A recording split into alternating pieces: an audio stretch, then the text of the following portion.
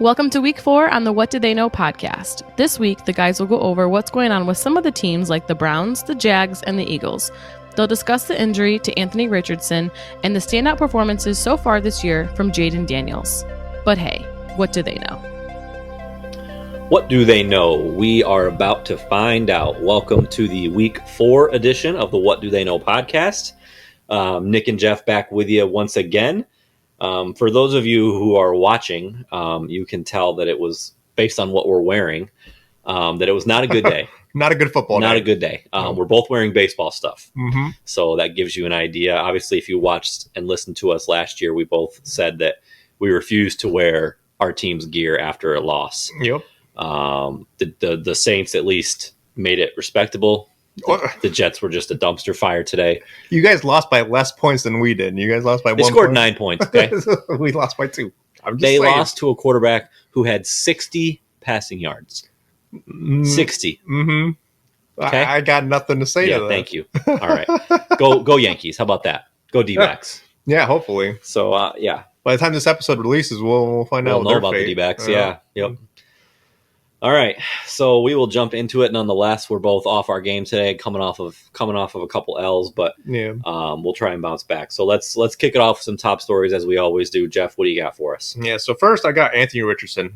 Overall, I mean he left the game today with a hip injury. Obviously, this could be a little bit of a precursor, like what happened last year.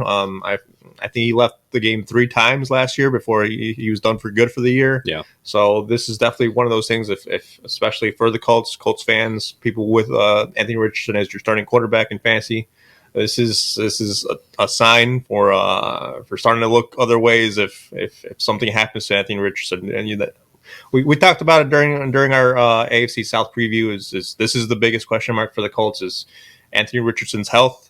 Obviously he puts himself in dangerous situations with his legs. Obviously it's a high risk, high reward, but there's also times where it's just going to happen. Yeah. But this is definitely one of those things where it's a situation to look out for. Anthony Richardson, obviously he's definitely developed as a passer as this year has gone on. I feel like he's 3 for 4 for like 71 yards before he took off.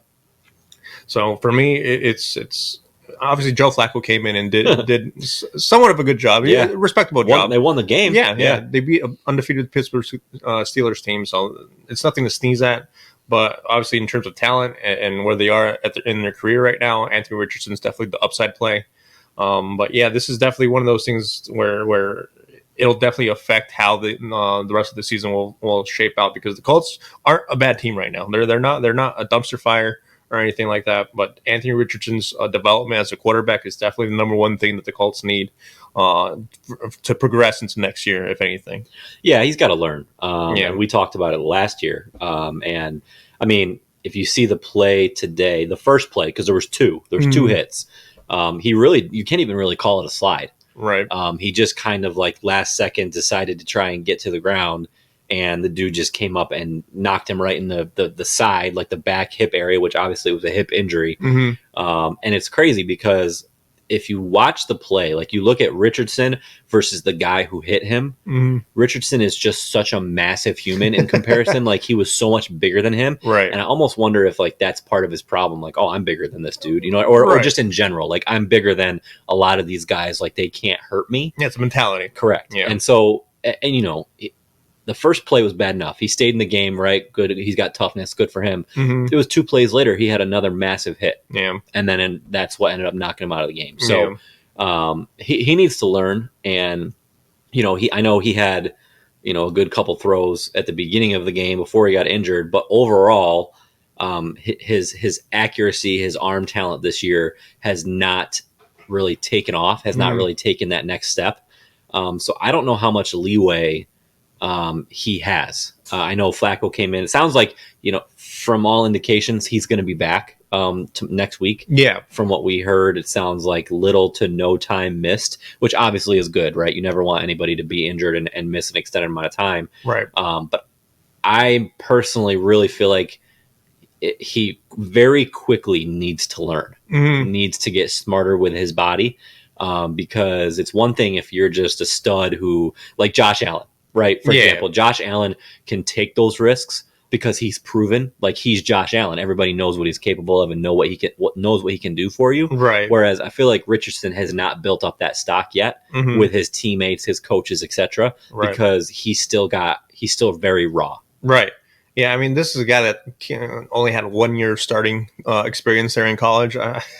It's not like he has. Oh my! There goes Derrick Henry. Derrick Henry, first play. Yep, he's gone. Yep, that was a long one too. Well, I just cashed the over on Derrick Henry rushing yards on one play. Look at you go. Yeah, but back to Anthony Richardson. It's. I mean, Michael Pittman. I mean, he hasn't had a repertoire with anyone really. Alec Pierce has kind of been his, I guess, deep threat there. Michael Pittman is more that intermediate receiver, but he hasn't really built a solid, I guess, consistent repertoire there. I feel like Pittman kind of had his best game of the year with Joe Flacco more under center than any of the games that Anthony Richardson has started. Yeah. So I mean, like I said, this is more of a progress year for Anthony Richardson and try to develop him as a true quarterback, as a true Josh Allen type of quarterback. But like you said, you bring up Josh Allen. He's more of a guy that already knows his limits and knows what he can and cannot take. Correct. Anthony Richardson just needs to get to the point to where he knows that as well. And so, side note, you kind of glossed over something that I think is really interesting, and it may be telling about just Richardson and the Colts and what they have to do. Think about Pittman last year with Gardner Minshew. Right. He had his best season, hands down. Richardson comes back through the first 3 games. He really hasn't done a ton. Right. And then, like you said, today he had his best game with, of all people, Joe Flacco. Right. I think that's very telling about the development that Richardson still needs to get, because your number one wide receiver should not be having his best games with backup quarterbacks. Right. And I mean, to Minshew's and Flacco's credit, they're a lot more of the, I guess, ideal prototype quarterbacks. Stay in the pocket, make your throws. Because Michael Pittman is more of a route runner. He's not going to blow by you type of thing like Alec Pierce. Anthony Richards is more of a gun it down the field because he's got an arm. He's got an arm for days. But those touchy-feely throws, those accurate throws are definitely something that Anthony Richards needs to develop. And those are the types of routes that Michael Pittman definitely exceeds in. Yep. So we'll see. So my second one is... this isn't for injury issues, but it's going to go to Trevor Lawrence over in Jacksonville. I'm so glad that we're bringing this up. I mean, we've kind of glossed over the Jaguars for the first 4 weeks because they haven't really done anything to get talked about, really. And they're so lucky that they were on Monday last week, and we didn't have the opportunity to talk about them on last week's episode. Yeah, so they are the beneficiary of scheduling and when we record this show. Right. Because if they had played that way Sunday, oh man. We would have dug a trench in that team, absolutely. Obviously Trevor Lawrence signed that big deal, 5 years, $275 million. That is not looking pretty right now. No, it's not. Every game this year, he's had less than 58% completion percentage and less than 220 yards. That is not what you want from your number one quarterback that you just paid massive amount of money to. So this Jaguars team is under Doug Peterson. Obviously, we went into last year thinking this was the Jaguars division to win for the next 5 years. Yeah. This is turning into the exact opposite of anything we predicted. And it sets up a wondrous storyline for the offseason if they continue this trajectory of maybe competing for the number one overall pick. Obviously, you paid. My God, can you imagine? Yeah, the number one overall pick for a team that just paid their quarterback $255 million. Yep. It'll definitely leave a decision for Jacksonville. Honestly, I don't even know what you do. At this point, obviously you signed him to a big deal. He's a big name, but obviously he's not playing like a big name right now. Well, so that's the thing, right? And so if you look at his numbers, win-loss record, completion percentage, touchdown interception ratio, right? And you compare, so he's in the same category with guys like Deshaun Watson and Daniel Jones.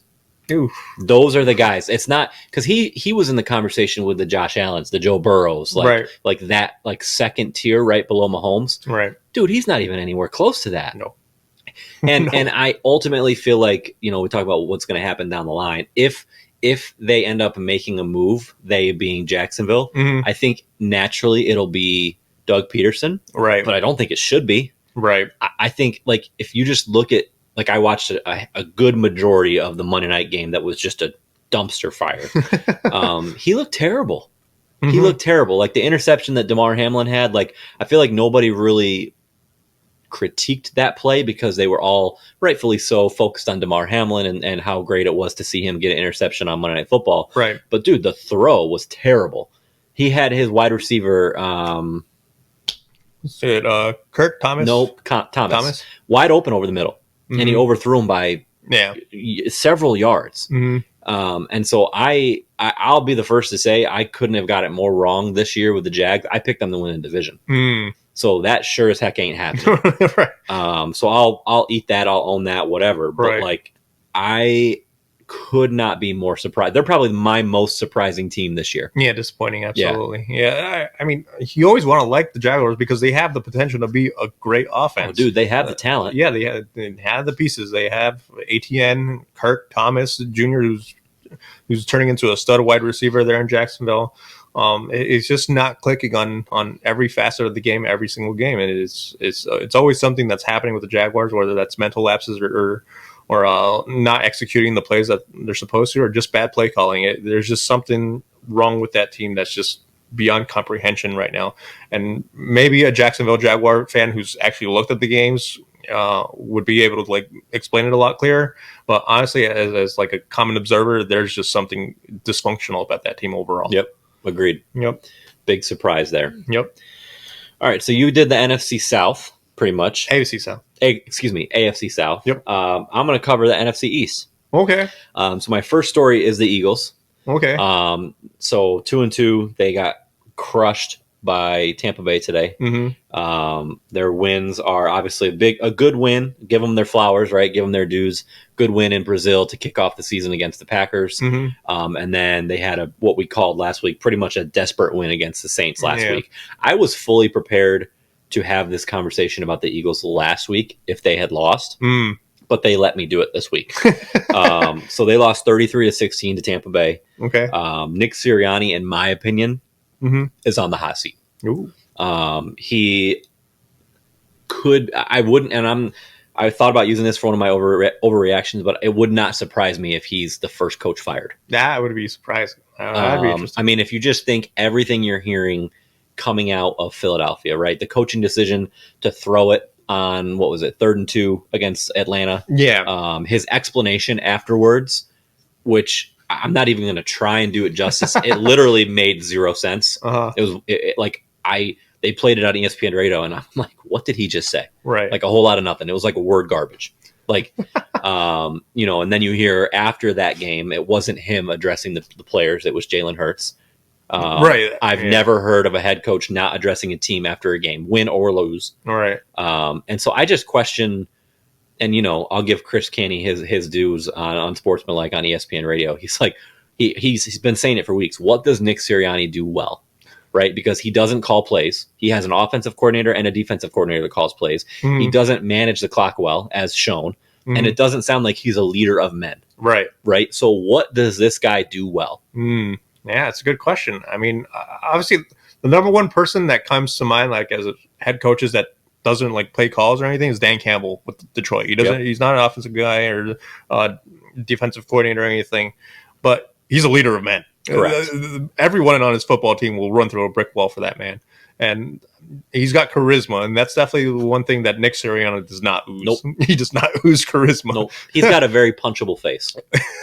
In my opinion, like Sirianni, like I've never really been that big of a fan to begin with, right? But he's got that look about him. Oh, I don't know. Okay, well, look at that. Hot take on that one. So yeah, I mean Sirianni. I mean, I can believe it if he's one of the first coaches to get fired. I'm not sure if the first one because he's just got too much talent around him. But that might be his undoing. That's the problem. Yeah, that might be his undoing. They're 2-2, and they didn't even look competitive today. I feel like they definitely had an emotional win last week against the Saints. Obviously, they came out definitely inspired.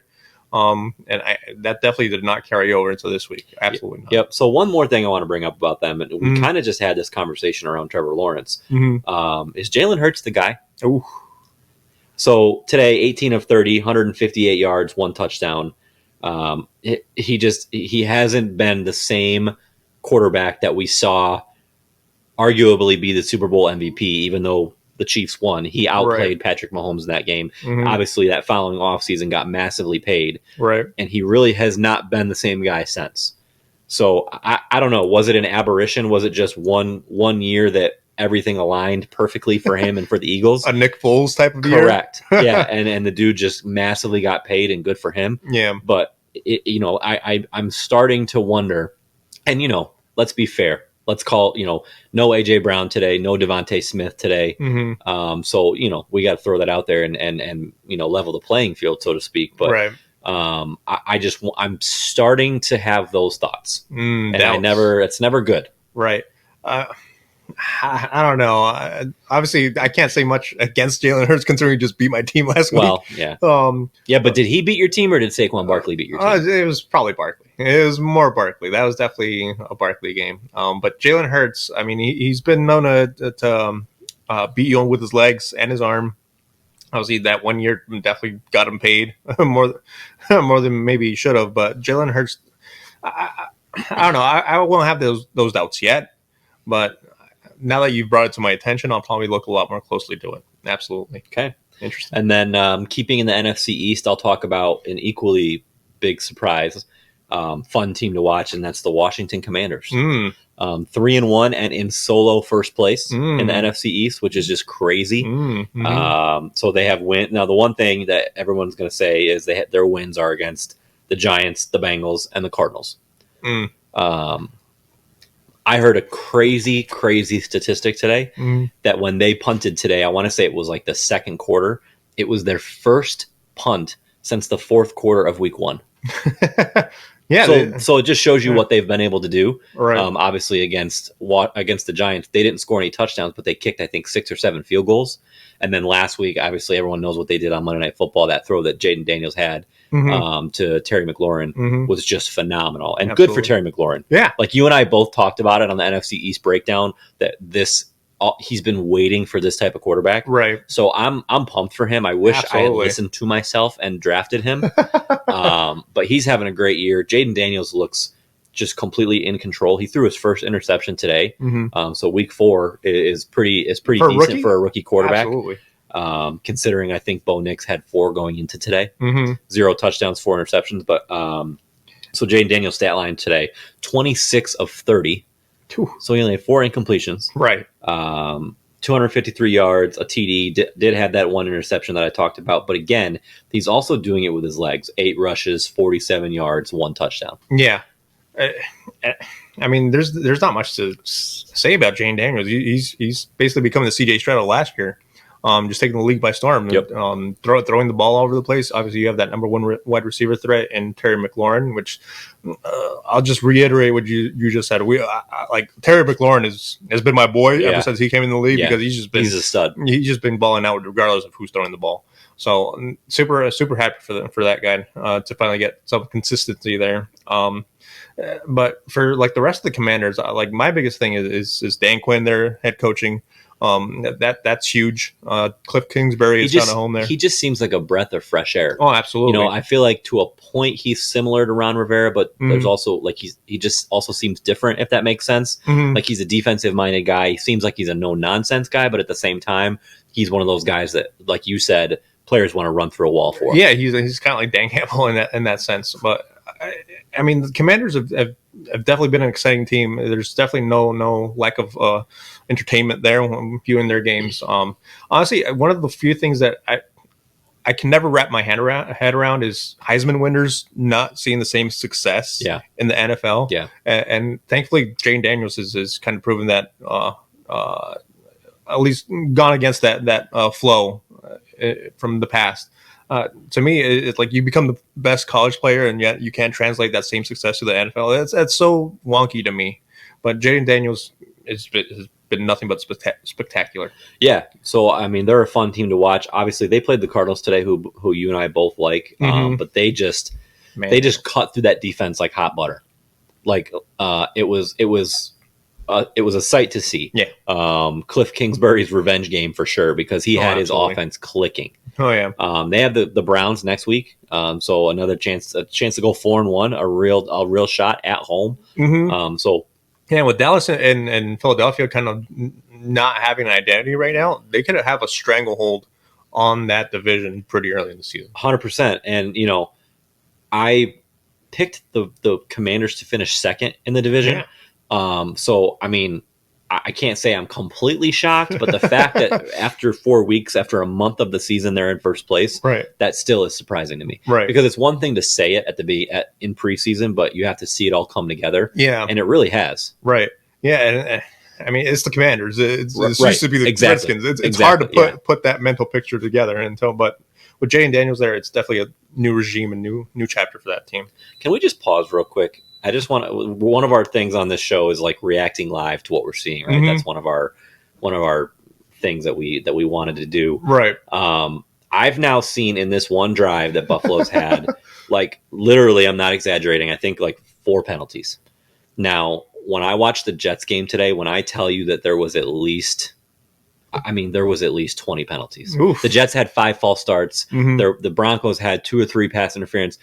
Now, some of them were legitimate, but I'm going to ask if you've kind of seen the same thing, because after watching the Jets game today and then this game right now, I feel like penalties are out of control. Yeah, I mean, we've definitely seen a rise in illegal formations. Yes. Throughout the. I mean, that's definitely something they've I guess reiterated during the offseason program for the referees about what you're looking for and whatnot. But I mean, penalties have always been, I guess, a thing with me. I don't even know how to describe it. Obviously, no one wants to see penalties because you're putting the game in the ref's hands, and that's not what you want to see. Right. But obviously, you want a clean game. But in such a fast-paced game, there's just so much room to make a penalty that are you really going to call every single nicky-nacky thing that you're going to see, especially with the Jets game where it's raining and pouring. I feel like as a referee, you kind of like need to take the elements into consideration. Yeah. You're like, is this really a penalty? Like the guy's like trying to keep his footing or something, and you're just going to call every single little dunk thing. I don't know. I don't know if it's an ego thing. I don't know if it's a job thing. The inconsistency between refs. That's exactly what I was just going to say. Is just so bizarre. You shouldn't have to worry about what crew you're going to get. Right. Because there's statistics on them by now. And this crew calls way more penalties than other crews. And it just shouldn't be like that. And I guess that's the same argument for robo-umps in Major League Baseball. Yeah. Which is hard because I'm so fundamentally against that. Side note, as a baseball lover, like I want an umpire that's going to call strikes. But I feel like now I'm talking out both sides of my mouth, but the penalties in the NFL to me are just out of control. Speaking of which, I'm going to ask if you did. So did you hear or were you aware that you cannot do like anything resembling like a gun celebration? Did you know that? I believe so. I think so. I saw someone, I can't remember who it was, but someone did something like that. And I've never heard that. Really? Never heard that. Didn't know that was a thing. Yeah. Alan Lazard got called for that today because he caught a pass and he spun the ball and then he was just doing first down, but he made like the pointing motion 15 yards unsportsmanlike. Yep. I think it was like a touchdown or something. What are we doing? Yeah. Like what are we doing? Like really? Would you really think he was trying to shoot the opposing player? like was he saying first down or was he saying, hey, I'm going to shoot you later? Like what are we doing? I don't know, man. I think that we gotta be smarter than that. I feel like the NFL in itself has like an identity crisis of like you want to be like responsible role models to the youth and whatnot, but at the same time, like you make yourself look silly with some of these things, and it makes the youth like not respect you. I mean, you and I are both old enough to remember when the NFL started allowing guys to celebrate. Like it's not always been that. You couldn't celebrate in the end zone. You couldn't give the football to an offensive lineman to spike. Right. Like to your point, the NFL needs to figure it out. Yeah. I don't know who they're listening to in terms of what to allow and what not, but they needed to listen to somebody else. Yeah. All right, side little tangent, but I thought that was worth it. All right, so we're gonna jump into overreactions. I'll let you go first. Well, we were talking about the Commanders, and this is going to be a Commanders one based right here. Okay. Cliff Kingsbury will be a head coach next year. Yeah, that's a good one. I mean, we talked about him, and you think they did a whole segment on the game today about the big name head coach, or big name quarterbacks that he's dealt with. I mean, you're talking Baker Mayfield, Patrick Mahomes, Jayden Daniels, Kyler Murray, Caleb Williams last year at USC. Like, the guy knows how to handle quarterbacks, right? But he still needs to prove that he can be a head coach, right? Because it didn't hold up in Arizona. Yeah, definitely the pressure kind of caved in on him. I mean, to me, this is probably the biggest overreaction of the two I have, just because I don't know if Cliff wants to be a head coach. I know. I don't know if he wants to do that. I mean, he took a sabbatical, which you don't really feel. I feel like you don't hear guys announce that. Like when he got fired from the Cardinals, like, hey, I'm going to go take a sabbatical. I'm getting paid. I'm not going to coach for a year. Right. Like, most guys are like, yeah, we'll see what's out there. We'll take it slow. He's like, nope, I'm done. I'm going to take a year off. This has been hell. Yep. Like, I'm good. Yep. Don't call me. I'll be in Sri Lanka or something. Exactly. So, like, to me, like, I don't know. He's a offensive genius guru, whatever it is, and that's why I love the hiring with Jayden Daniels. Yep. And it's where was he gonna go? Do you remember? Because he agreed to come to a different team, and then last minute, I'm gonna try and Google it real quick, because last minute he changed his mind and went to Washington. Really? Yes. I don't remember. I can't remember either. But yeah, I mean, obviously he's definitely wanted in the NFL. I feel like he's definitely respected now. He's kind of earned that respect there. The Raiders. It was the Raiders. He agreed to come to the Raiders, and then he backed out and went to Washington, which I think was such a good move. Yeah, because imagine who you're working with there at the Raiders right now. Yeah, give me Gardner Minshew over Jayden Daniels. Yeah, no, thank you. No thanks. Yeah, I mean, I got nothing but superlatives to talk about Cliff Kingsbury. Agreed. Because I love the guy. It just happened to be Kyler Murray and whatever drama that Arizona brewed up over there that kind of dwelled in his head, and kudos to him. He knew what he wanted afterwards, and he took the year off, and he came back stronger than ever, I feel like. Agreed. Yep. And so my second overreaction, and this is pretty blunt, Browns are done. Browns are done. No, that's not an overreaction. Okay. That's not at all. Yeah. The Browns are hot garbage. Yep. Yeah. Like, I was wondering if this Browns are done. The Browns are done. No. That is not an overreaction. Okay. I mean, the Browns, if you think about their schedule, they just played the Giants and the Raiders in back-to-back weeks and lost both of them. Yeah, this is the part of the year that you're supposed to take advantage before you enter the Steelers and the Ravens and everyone else in your division. The Bengals. The Bengals right now are the most susceptible because they started off 0-3, but now what are the odds that they're going to continue to skid steer down the season? Yeah, when you're 1-3 and you've played no divisional games, you're done. Yeah. I mean, I like you with who'd you have winning the division? Jacksonville. I did. Yeah, this is my. What do they know? What do they know? Exactly. That's why this is what it's called, people. Yeah, I had the Browns winning the division, and it's not looking likely. So Browns are done. Not looking likely. That's polite. Yep. It's not looking likely. It's not looking likely. Okay. But Browns are done. All right. I love it. Yep. Okay. So my first one, Derrick Henry is just running like a beast tonight. Yeah. All right. My first, the NFC East will have 3 new head coaches next year. Well, okay. This goes back to Nick Sirianni. Correct. The only one. Brian Dable. Correct. And then McCarthy. Correct. Okay. The only one sticking around is Dan Campbell. Quinn. Excuse me, Dan Quinn. Yeah.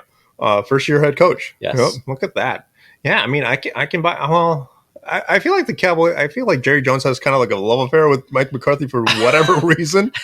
It's so strange. I think that's very accurate. Yeah. Yes. Like, it's so strange to me. Like, has a love affair. I feel like every year we go into like Mike McCarthy's on the hottest seat in football, and yet he escapes every single year. So I can see Sirianni, especially if the Eagles don't get to where they want to be. Brian Daboll, I feel like it's just a matter of time, to be honest with you on that one. Yeah. And then Mike McCarthy is going to be McCarthy's contract is done. Yeah, so that he's probably the easiest one because they don't have to fire him. Right. They can say, "Hey, we're just not bringing him back." Right. So it's I'll be interested to see what the acceptance level is for the Dallas right now. I don't know what Jerry Jones. Obviously, you want the Super Bowl and whatnot, right. But if they make the Super Bowl and lose, do you bring them back? If they make the NFC Championship game for the first time in however many years, do you bring them back? I don't know. But do you think that's going to happen? Probably based not. On what you've seen? Probably not. I mean, all kidding aside, like I picked the Giants as my upset this week, but I also half was like, I think Dallas is going to go in and just pummel them. Like, I think this is going to be like what you call the get right game for Cleveland. Right. It's going to be a get right game for Dallas, and it was anything but. Would they win by 5 points? 5 points, 20-15. So I mean, they should have. If Dallas is the Dallas that we're used to, they should have completely dominated that game. Yeah. It's definitely one of those wins that you're not proud about. Correct. I guess, and like you like they say, learning is easier with the win. I'm not sure if it would be with this game, to be honest with you. Like you won the game, but still, like that was not a pretty win, right. Especially against the Giants team. It's down bad right now. So I wouldn't say it's an overreaction at all. Okay. Yep. Last one, the Colts will once again be looking for a franchise quarterback in the 2025 draft.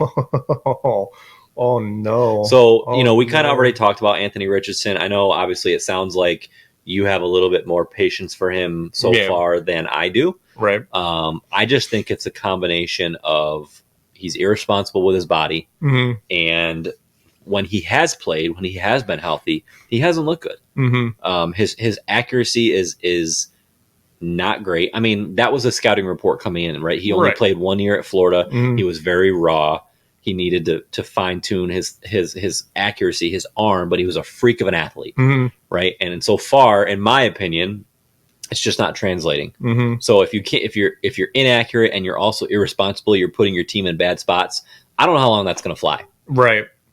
I want to see the second year, first round pick. He got 5 years. Well, honestly, if he gets injured and is done for the year before at the halfway mark, at what point you have to look at an insurance plan? Absolutely, right? Like you can't keep doing this, right? Yeah, Gardner Minshew and Joe Flacco cannot be your permanent backup plan, right? I mean, it's such a tough situation because Shane Steichen kind of got brought in for the situation to develop this quarterback right here in Anthony Richardson. Like I'm always lenient towards young quarterbacks. Like I don't want to see anyone fail. I want people to come in and develop and show success and whatnot. But I mean, Anthony Richardson, he has a cannon. It's just about getting. It's just about getting the accuracy down. To be honest with you, it's definitely going to be a rough translation because you're learning on the fly in the NFL level. Yeah. It's rough, but for now, I would say it's an overreaction because it's only year 2 and you have them potentially for 5 years. Yeah, and to your point, like I feel like the last 2-3 seasons of the NFL has been the biggest examples of what could happen if you give a quarterback patience. Right with Baker Mayfield, Geno Smith, now Sam Darnold, who's like MVP Sam Darnold. And so I just think, to your point, like if I would be okay if they're like, no, we're sticking with them. Yeah. But at the same time, it wouldn't surprise me. Yeah. Because the NFL, like we as fans can say, look, the proof is there. Like you have to wait it out. Right. But as an organization, teams have just shown that they're not willing to do that. Like look at Trey Lance, for example. Does anybody believe that Trey Lance 1000% can't play? Like the dude played 4 or 5 games, broke his ankle, and then got benched. Right. Forever. And now is a backup. Yeah. It was a number 3 overall pick. The Niners traded their lives to trade up and get him. And they decided after one injury and a couple, a half a season that the dude can't play. Right. Yeah. And I guess what is working in Richardson's favor is the Colts don't have a Brock Purdy behind them. They don't have a young guy that's ready to step in and kind of take the reins on that offense.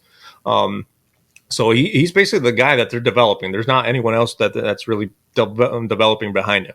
So to be honest with you, he's still on his rookie contract. I honestly, you give him one more year, and then you decide whether you're going to exercise his 5th-year option or not. And that'll, if they don't, obviously that's going to be the telltale sign of what they're going to do after next year's draft. Okay. But right now, as of right now, I say it's an overreaction. Okay, and I think that's fair. Yep. All right, so we will jump into our power rankings. Ooh. What do you got for me? Well, I got number 1, the Chiefs, even though the other What? wins. Yeah, I still got the Still? Chiefs. They're still undefeated. Oh my goodness. I can't. This is kind of like what we did last year, where like I tried to do everything in my power not to pick the Chiefs, but then somehow they still end up winning the Super Bowl. So I've kind of learned my lesson on that one. So until someone beats them, hey, New Orleans, hey, next week, hey, until someone beats them, I'm gonna keep them at number 1, regardless of how unethical it is. I feel like unethical overall and everything against my beliefs, because they have not looked pretty in any of these games that they've won. They've all been close, and they're slowly getting more and more injured. Yeah, Rashee Rice is probably lost for the year. Pacheco's gone for a little while. Yeah, they're not looking in good shape, but as long as they have Mahomes and Andy Reid there as their head coach, it's hard to pick against them. Yep. Okay. Number You're 2. wrong, but that's well, I hope I'm wrong. Honestly, I don't like the Chiefs, so there you go. Number 2, I got the Vikings. They've looked impressive. I feel like that game against Green Bay today wasn't as close as what the score indicated. Yeah. They were pretty handily blowing them out until the fourth quarter. But yeah, Sam Darnold is definitely having a vengeance season there. Oh my gosh. Yeah. Number 3, I got the Bills. Obviously, they're still undefeated and they're playing right now, so I'm not going to dock them for playing the Ravens. Number 4, I got the Bucks. They destroyed the Eagles. So obviously, we don't know what the Eagles are right now. They're kind of like in limbo, as we discussed. But the Bucks are definitely putting a stranglehold there in the NFC South division. And the number 5, I got the Commanders. Wow, look at you. Well, I thought about it. I didn't do it. Oh, you didn't pull the trigger on them, huh? It. Yeah, obviously Seattle's still undefeated, but they haven't had, I guess, an impressive win so far. We talked about their schedule last week. Yeah. But they win this week. They win tomorrow night against the Lions. Mm-hmm. Okay. They have something to talk about. Then let's talk. Yep. Absolutely. But the Commanders have definitely looked impressive for what they are. Absolutely. Okay. So that's very, very similar. Okay. So I got Minnesota number 1. Ooh. I hear what you're saying with Kansas City, but Minnesota has just looked dominant in every game. Yeah. They haven't had that close game. Right. And I don't think they're going to have it next week against the Jets. I think they're going to wax the Jets. So you can throw that out there. Okay. 2, Kansas City. Same thing. 3, Buffalo. 4, Tampa. Mm-hmm. But I have Houston at number 5. Okay. I'm not really going to put as much stock into Houston's loss because of who it was against, being Minnesota. I know they got pretty much throttled, but Minnesota, I think, is the best team in the league. So, I mean, the thing I worry about Houston is their wins haven't been pretty either. I mean, they barely beat Jacksonville today, 24-20, and they kind of escaped Chicago, the Bears. I mean, they won by and they barely beat Indy in week 1. Yeah, so all their wins have been close. They haven't really had that dominant performance. And CJ Stroud, I came in this season thinking he was going to be like the number 1 QB fantasy wise, but that offense hasn't really clicked altogether with Stephon Diggs there. Yeah, I think they have. I wonder if they have too many weapons. Like, I don't know if that's a thing. But it's definitely a thing. I feel like. I mean, a sophomore slump is a real thing, right? Everybody said, well, not everybody, but a lot of people said, well, he and the Texans by default are bound to take a step back, right? Just because that's a thing. Year 2, there's tape on you. That's so interesting to me too. Like taking a step back, like you got tape on you, but I feel like it's more scheme type of thing that your offensive coordinator is supposed to, I guess, develop around you, rather than the play of the quarterback itself. Yeah.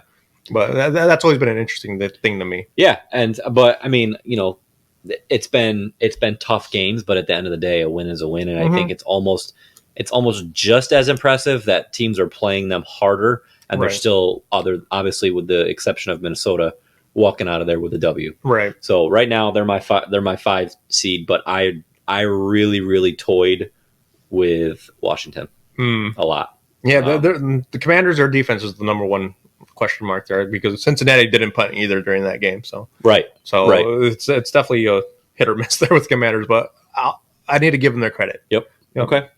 All right, so we will jump over to our fantasy bolo, something that caught our eye this week that we think that you need to be on the lookout for next week. Yeah, so go ahead.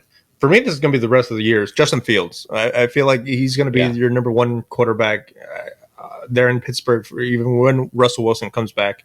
He finished the day 22 for 34 today, 312 yards, 1 TD pass. 312 yards. 312 yards. Holy smokes. I didn't realize that. Yep. 10 rushing attempts, 55 yards, and 2 rushing touchdowns. Yep. He had 2 fumble losses, but, I mean... Did he really? Yeah. I didn't know that either. Yep. So you take that with what it is. I mean, this is kind of like the type of play that kind of, I guess, gave him a polarizing...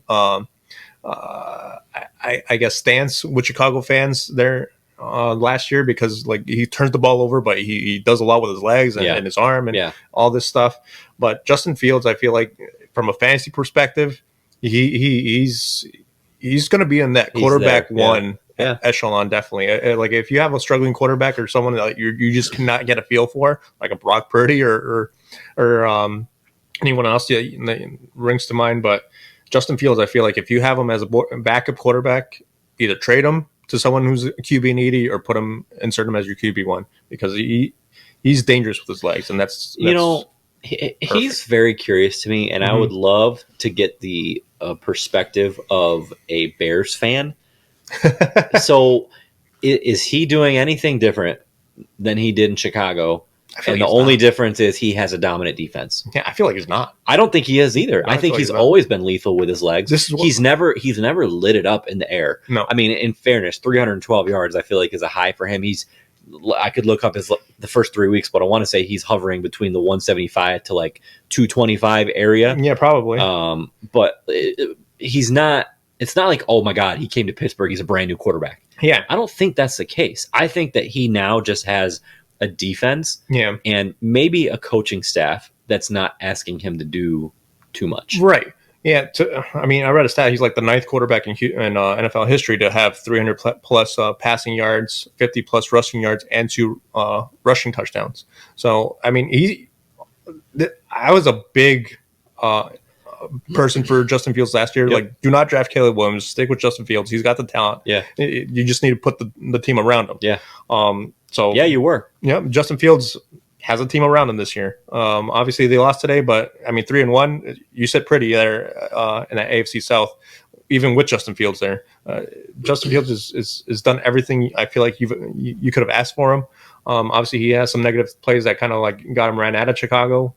But to be honest with you, that's just stuff you take. He's just way too talented to move on from to insert Russell Wilson to. Yeah, I agree. So real quick, I love Mike Tomlin. You love Mike Tomlin. We've talked about him. I'm going to give him a little bit of slack here.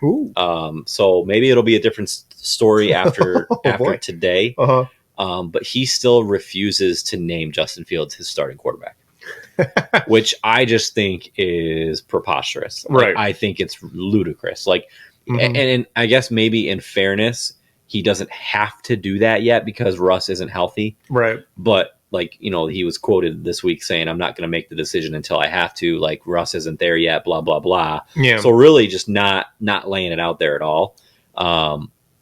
Now, if you remember week 1, the whole story with Russ was, I mean, he was inactive, but he was in full uniform on the sideline, which number one, I've never seen that before. Only Russell Wilson is going to do that. That's a Russell Wilson thing. Number 2, it was said that if it was a playoff game, he was going to play. Mm-hmm. So you're going to tell me that he could have played in a playoff game week 1, but after 3 more weeks, he's still not ready to play? Right. So I just think that the Steelers are hedging a little bit, but I think that Mike Tomlin just needs to do it. Like show Justin Fields that show of confidence. Mm-hmm. Like, you're our guy. Yeah. I mean, obviously we don't know Justin Fields and what triggers him. Maybe this lights a fire on him. Like maybe he feels like he still needs to earn his position and whatnot.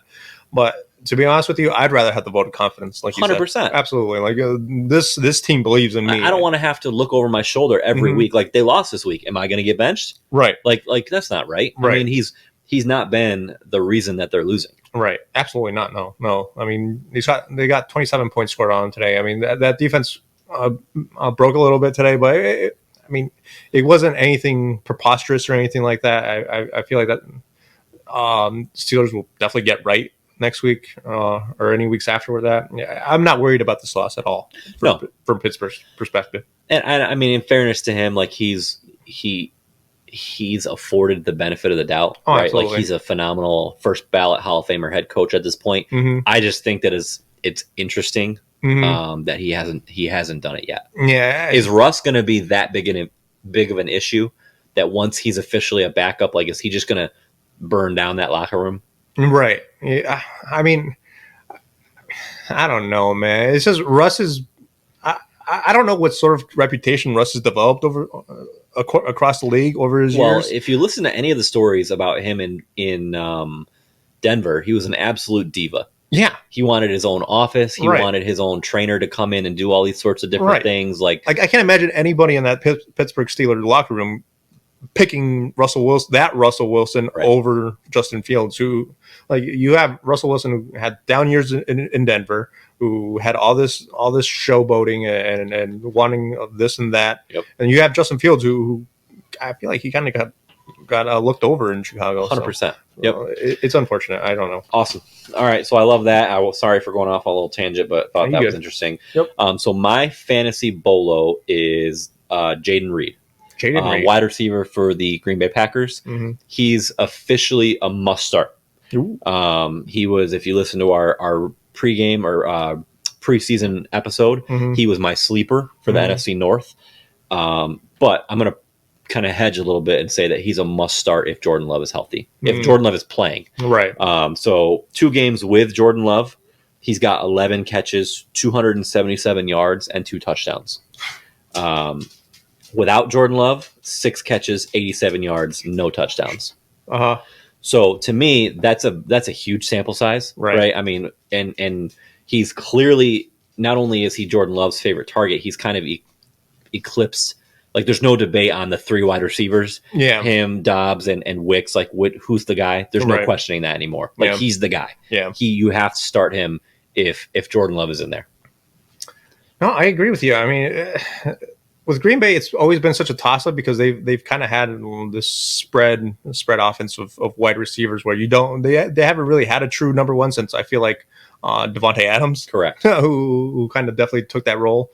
But after that, it's just been a attack you by the air in every which way. And I mean, back to Christian Watson and Romeo Dobbs and Wicks and now Reed.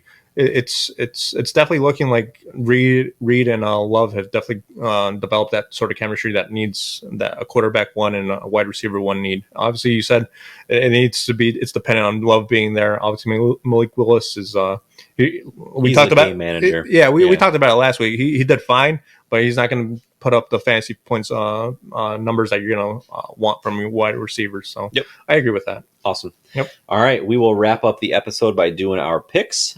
So as predicted, I ruined my 2-game lead. I went 0-2 last week. I picked the Giants as my upset over the Cowboys. And I blame myself for the Jets. I picked them as my my lock against the Broncos. And they obviously just crapped the bed. Just crapped the bed today, 10-9.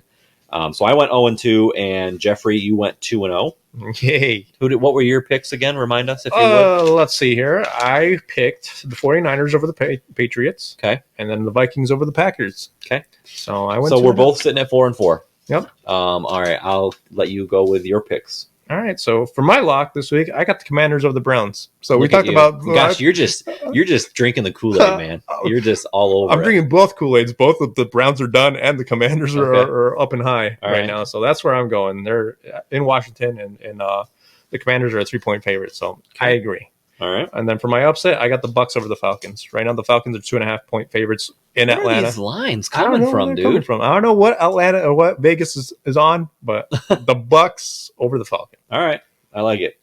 So my lock is the Packers over the Rams.